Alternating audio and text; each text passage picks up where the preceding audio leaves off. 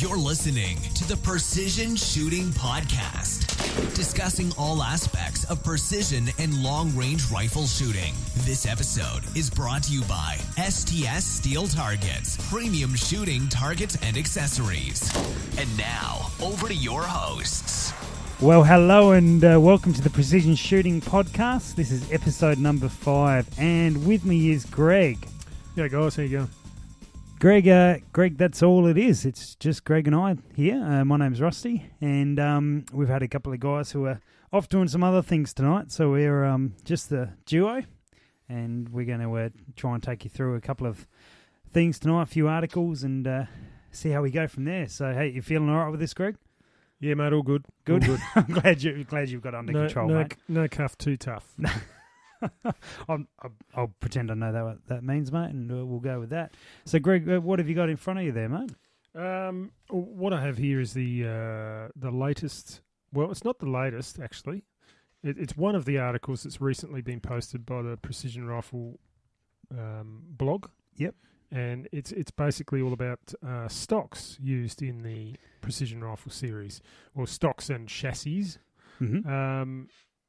Yeah, and it's a very interesting article. So it looks at the top 100 yet again. So these are the best guys in the game, and what sort of stocks that have proven to be most popular.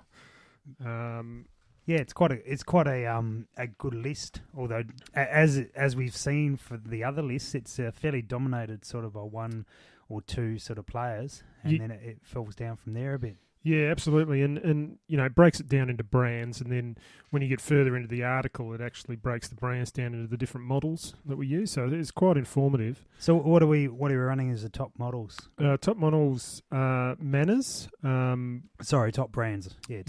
Top brands. Manners got a fair chunk of the top 10 and the top 20. And so look, it was probably the dominant stock by far brand right across the placings as well, not just in quantity but in high placings. And Macmillan, which is only half the amount probably, but still fairly dominant, and also Accuracy International. Then we've got J. Allen and XLR, and then it sort of starts to drop away into small quantities after that with quite an array of different stocks. Yeah, well, there's a couple of there that I'm familiar with in the, the Desert Tech, which is obviously because they come on the Desert Tech rifles. Desert Tech are releasing a chassis sometime soon, which I did like the look of, but it hasn't eventuated at this stage. There's the KRG, which I've had a little bit of experience with, and I know you've shot one of those as well, Greg, which are sort of chassis style. But from there, it does sort of peter off a little bit. There's a couple of names we know with Ashbury Precision and such. But looking at those top 5? Yeah. You've had reasonable experience with those ones there. I know we both run Manners stocks on rifles. Yep. I've got a JAE, which I was a little surprised when I saw that, because they're actually quite a heavy stock. And in that precision rifle series, I would have thought a sort of a mid-weight stock would be an advantage. But the stock is excellent, works really, really well, and is very, very solid. So I guess if you're not running too far or climbing too many hills, it's probably quite appropriate. Yeah, I know I've got the old Manners T3 stock, which doesn't have any of the adjustment that these stocks they're using in the PRS series. But it's still, it's quite a nice stock to use. I really like it. Have you had much to do with Macmillan stocks? Never used a Macmillan stock. Okay. I'd like to. Have you? I've not ever owned one, but I certainly have used a couple. And they are, they're I guess very competitive with Manners. Macmillan were probably the dominant force for a long time, but prior to Manners' arrival and gaining popularity. They're both an excellent stock for that type of thing. And then we go down to more of the chassis style from Accuracy International. Which recently I've really been taken with the AX model for no particular reason. I just seem to have liked it, and I'm not usually a big fan of the chassis styles, but that one is it's got my attention at the moment.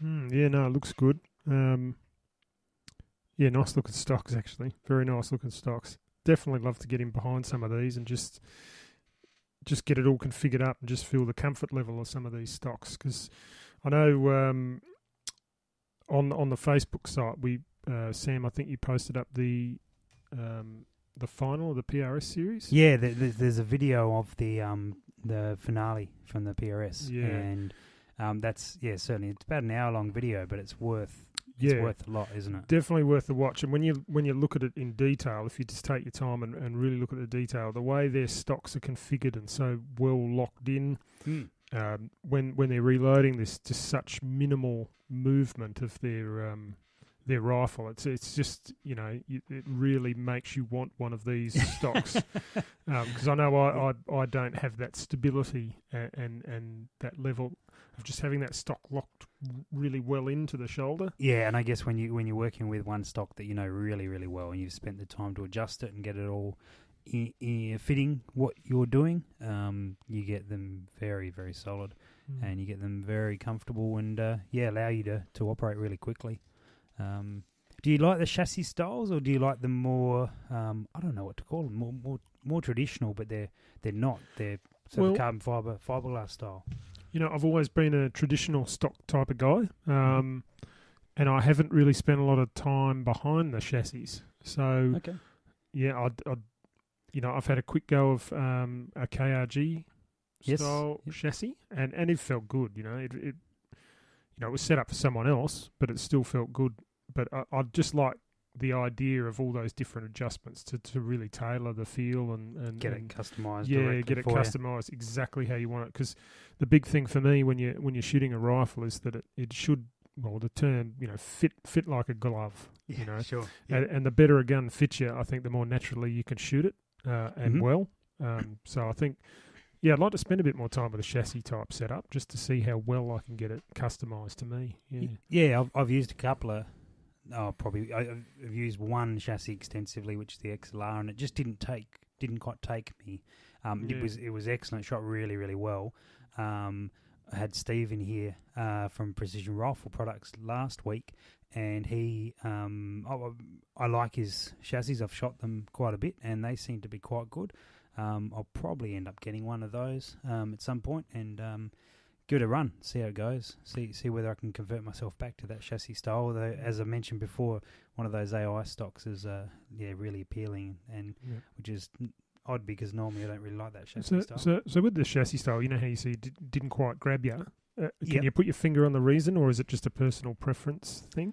I think it's perhaps the openness of them. So they've got I don't quite know how to describe it with the more traditional looking like the Manners style, the Macmillan style. You've got like a really standard feel where you've got some meat to them. Yeah, there's some meat to them, and wherever you put your hand, you're not catching on anything or that side of things, and that's where perhaps the chassis haven't quite taken me. Where they're a little bit less tactile, that's perhaps the word. So it's more of a feel rather than a practical shooting. But that really could all be my mind. Yeah, that's right. I didn't particularly like the XLR one that I used, but I think if I got behind one and used it and set it up for me, I probably wouldn't be hindered by one. Yep. Probably a very good thing.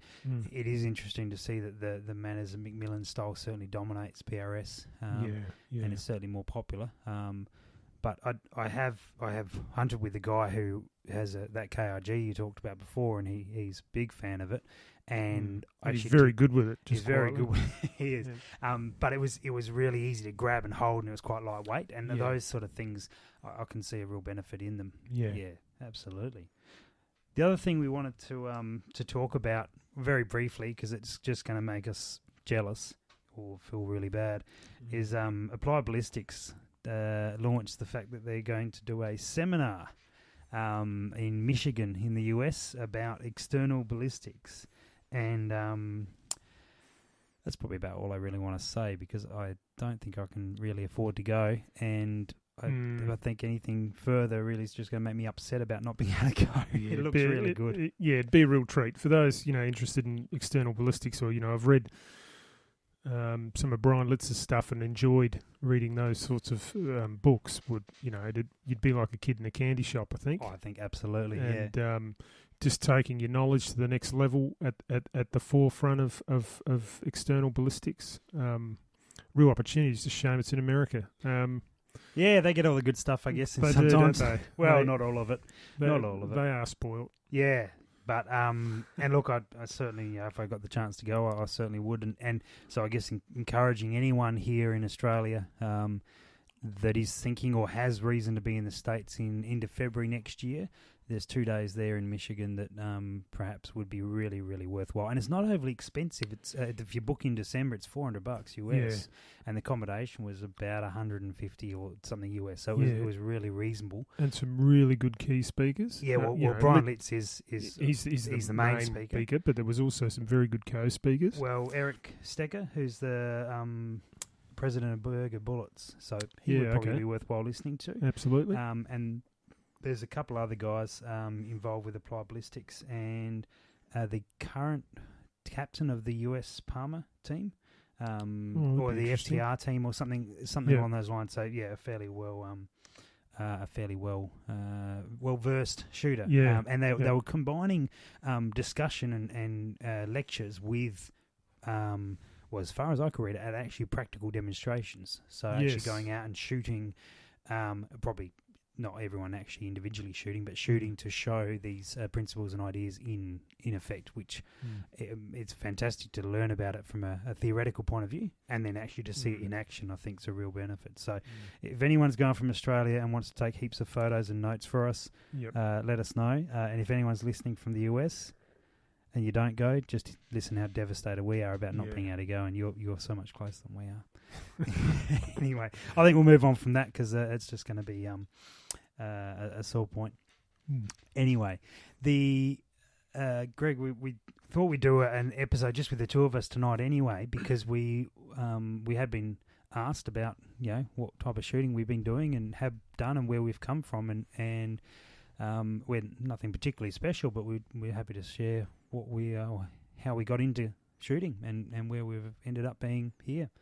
So, Greg, how did you start, mate? Yeah, well, I guess that is a good start point. What's the event that sort of turned us into shooters, I guess? And for me, it was actually right back when I was a really young fella. My grandpa was a grumpy old bugger, and he used to sit out on his back porch, and he used to slingshot feral cats from his back porch. That's what he used to do in his retirement, and he got me. Did he put the cats in the slingshot, or did he slingshot out the cats? He was a good shot. He was a good shot. Okay, he got a few. Yeah.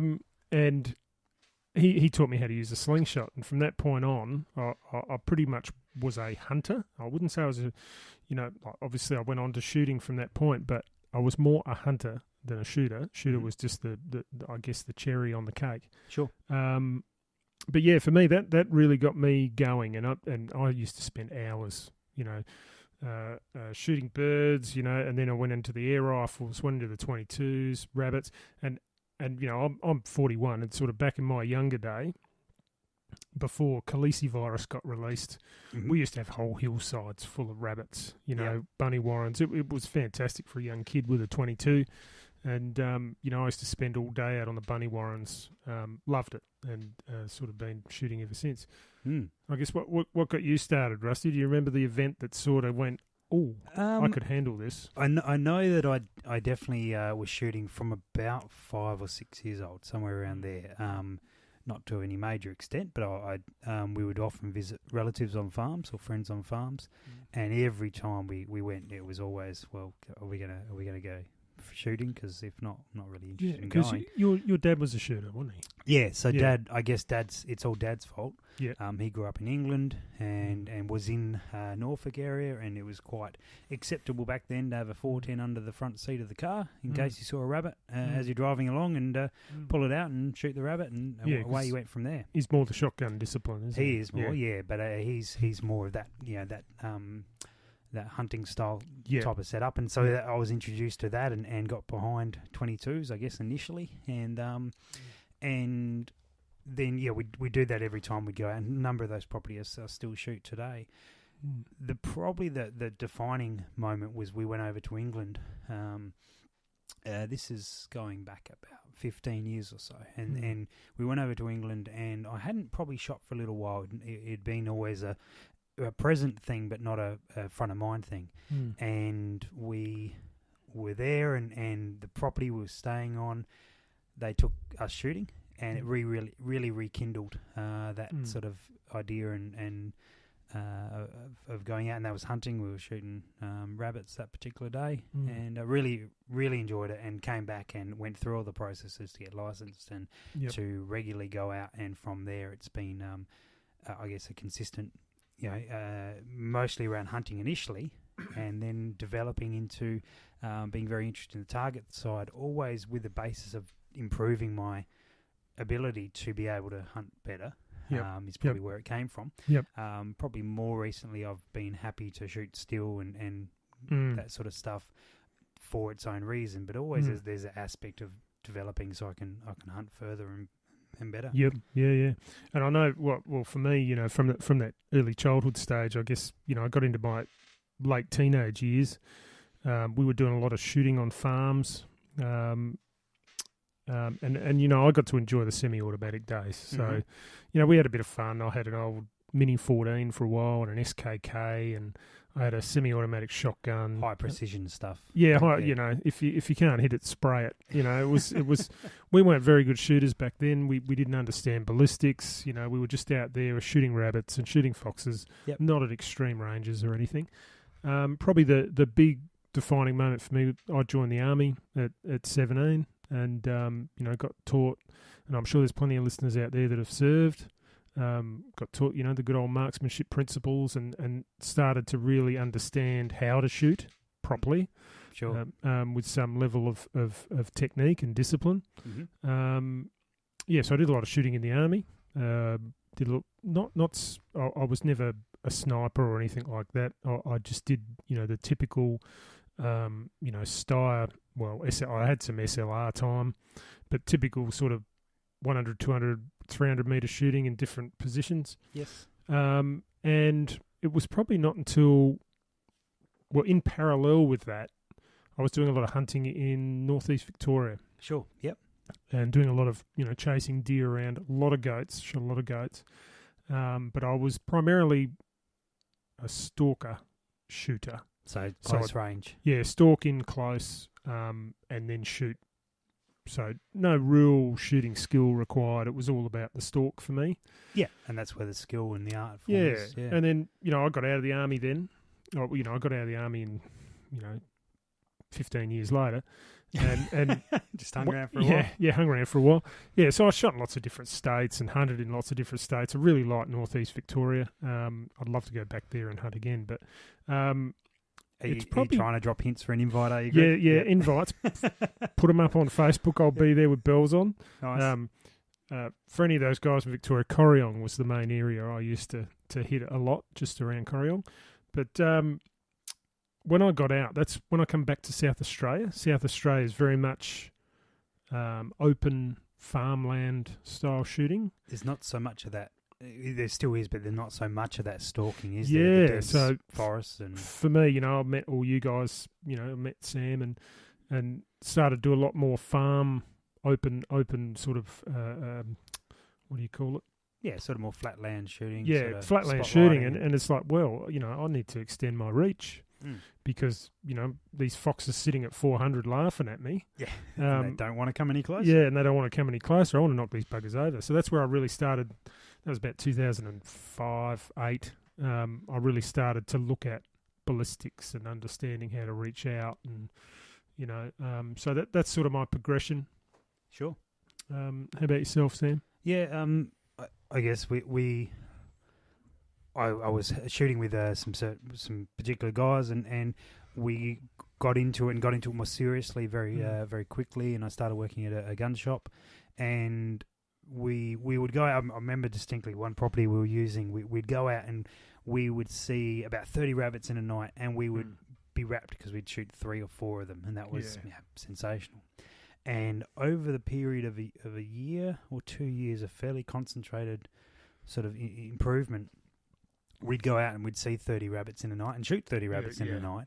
Yeah. And we did that a couple of times and then stopped seeing 30 rabbits in a night and started seeing 3 or 4 rabbits in a night and would be knocking them all off. And that, I guess, was over that period of time we got better. It was a conscious decision to try and get better and spend more time shooting some targets so that we would be shooting game better. And from there, the desire, because I probably started more as a shotgun shooter, which I'm not sure I'm meant to admit, but that's certainly where it came from. I won't hold it against you, mate. Thanks, mate. Appreciate it. And from there, the desire for the rifles and the more precision, the longer range, and we're fortunate the property we're using, we could stretch out to comfortably about 700 metres directly from where we're shooting. If we worked out if we swung around the other way, we could shoot 1,000, 1,100. So we did. I worked for Night Force for a number of years, and I guess that really helped with getting to develop knowledge and experience, and went on from there. And after leaving there, started Southern Shooters and offering training and information from myself, but also others within the industry who really knew what they're talking about and been doing it for a long time, and being able to provide that information through to guys who were where I was 10, 15 years earlier, and seeing more, hopefully more shooters get them involved and get it more serious as well. So, and then now I guess we're here and we're trying to shoot as stupidly far as we can, but also trying to do it more closer in and do it quickly and rapidly and all that sort of stuff as well. So that's what I really, really enjoy. But also the same as you, you're trying to, that desire to be able to shoot those foxes further and further and further away. It was always, always a good challenge. Yeah. Done some contract reshooting as well, and that's that was always very important to be precise. Yeah, and that's I know you're heavily involved with it too, Sam. But I know for me, I go way back to SSAA in Wodonga, where I was part of the conservation pest management. Now that was a turning point for me in my shooting, because my hunting, I should say. I was really just shooting stuff, feral stuff. Yep, didn't really have a lot of purpose to my shooting, that's what I felt anyway.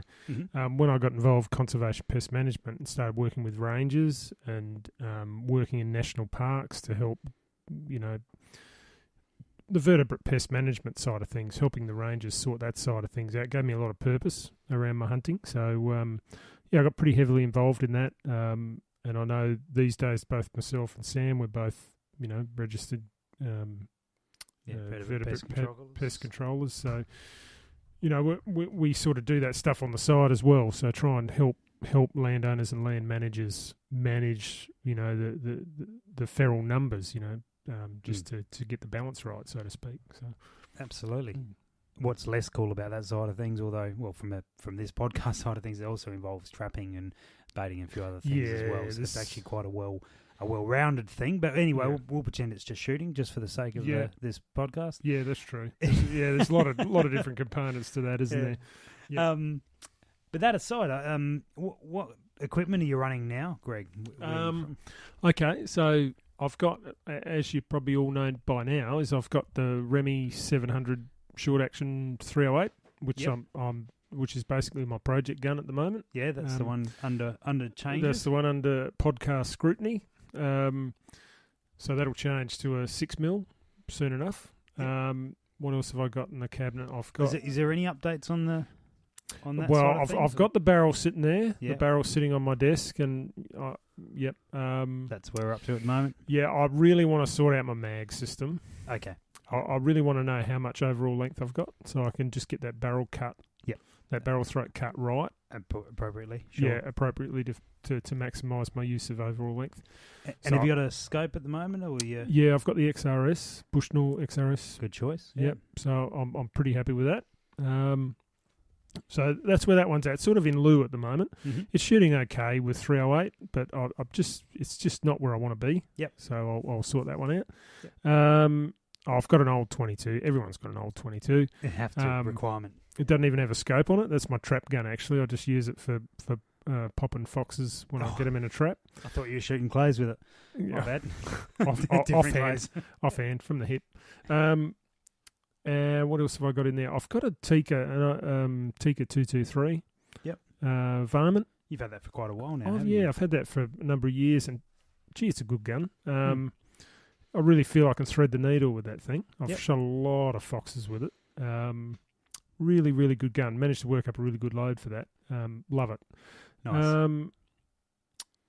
And then I've got my old BSA 243, Yes. which I first bought when I was 18 years old. I'm now 41. Yep. And I still have it, original barrel, and it's shooting .2 MIA. Wow. With 87 grain. VMAX. I haven't shot tens of thousands of rounds through it. It's sat for quite a while, but it's killed many, many things in terms of mainly goats. Yep. I used to shoot very light factory rounds through it for a lot of years before I got ballistically educated. And now I run reloads, which are a quite light load, actually. That's just where the node is. Yep. But, gee, I'm really happy with that gun. And what's that wearing, scope-wise, is that? That's got a ERS, Bushnell Elite Tactical. Yeah, very, very clear, very basic scope, but very clear. And very good optics. What's on your Tikka? Yeah, for the price.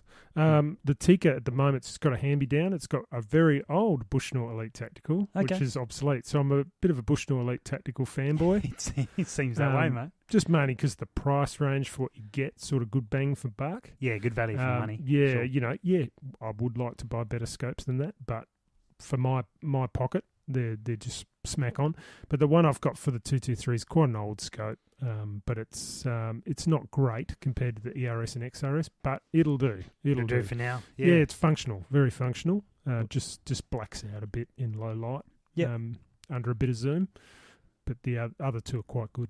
Yeah, have you seen that LRHS, I think it is, from Bushnell? That might be a consideration for that 223. Yeah, I've had a look through one of those. Yeah, if you get to that point. Yeah, Sean from STS. Yep. He showed me one and seemed pretty damn good to me. Yeah. Very, very clear. You seemed like Bushnell's mate, so that seems to fit your categories. Yeah, no.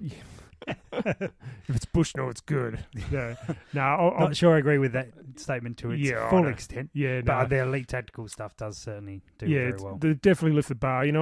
I've been shooting a while, and Bushnell wasn't the greatest thing in the world many years ago, but they've definitely upped the ante and offering a good bang for buck functional scope, I guess. Nice. Yeah, so I'm pretty happy with that. And I don't have a shotgun. No. I have done a lot of shotgunning in the past. I had a semi-automatic shotgun for many years, and it's just something. It's just a discipline that didn't really overly grab me. But yeah, I think every gun safe should have one because it's for shooting birds when you need to. In terms of the odd duck or whatever. But no, at the moment don't have one. No. But yeah. That's my safe. That's the collection. Do we want to go into yours, or will that take us about 4 or 5 hours? Oh, that's unfair. I can happily talk about some of the stuff that's probably geared more towards the precision side of things. I've got 22s and I've got shotguns. I just picked up one of those new Adlers. That seems to be going all right, but that's certainly not a precision gun. Yep. So my most common spotlighting rifle is the 22-50, which is built off a Remington 700 action. It was a VSSF2 originally. I've been out a few times with you with that rifle. Yeah, it's now performed very well. What has it got? A Indulgent barrel on it, and it shoots really, really well. Well, it certainly did. I'm hoping it still does now. I've had a lot of modifications done to it in terms of bolt release and this and that, with a couple of minor issues that I've been I'll say too busy, but perhaps not made it a priority to get around to fixing. Yeah. But I've now, just the other day, loaded up 500 rounds for it, so it's set and it's ready to rock and roll, and I'll probably use it this weekend for the first time for a while. Good time of year to get a 250 up and running. Absolutely. Foxes are out and about. They certainly are, so we're going to see how we go this weekend. That's got a Zeiss Dire range, I think it's called. Pronounced. It's just a 3-12 scope, a really high quality optics. Yeah, but it's got a rangefinder in it. Yes, I've seen that. Yes, yeah, that makes. And I got that when I was doing RU contracts because it it's an extra half a second, and you confirm your range perfectly. And be great for foxing. Yeah, for foxing, it's wonderful. Particularly when you don't tell anyone you got a rangefinder, and you start nailing things a lot further away than you really should. Yeah, and you omit the fact that you got a rangefinder. So anyway, it makes it look pretty good. That ranged out a fair way too, from memory. I've pushed it out to about 800-900 yards, and it seems to be consistent out to there. Very quick, actually. I've noticed compared to any other rangefinder I've used, as soon as you press that button, you get a reading. Yeah, right. The 12 power probably leaves me wanting a little bit more. I would like a 15. I had a 15 on there previously, but that rangefinder's hard to give up. So I'm gonna claim that. My target guns, which I still certainly do use for hunting, but I guess designated target guns. There's a Stiller that's been put into a 260 that's built on a Stiller with a Lilja barrel, and that was built by Jerome Zish from Zish Custom.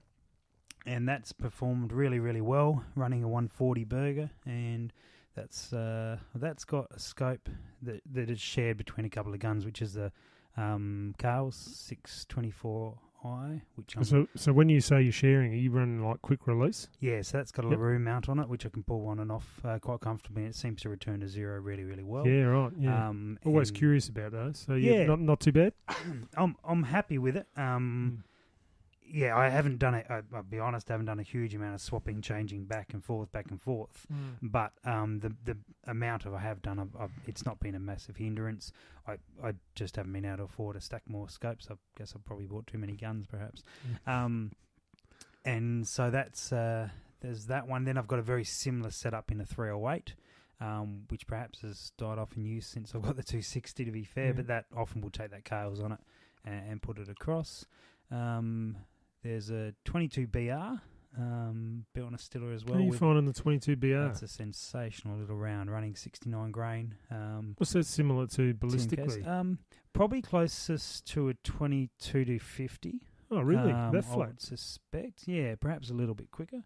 Yeah, right. But I run a heavier projectile in it. So that's more of a target one. That's got like a night force competition, so like a 55 power scope. And I'm pretty sure we said the other week, don't have 50, don't have... Yeah, field of view's gone. Yeah, that's right. But to break my own rules. But that gun is designed really to be shooting really accurately out to about 400 metres, and that scope does that really, really well. Away. Yep. Yeah, and so that I mean, certainly will go further, but it's that I've got guns that will go further, and so that's set up there.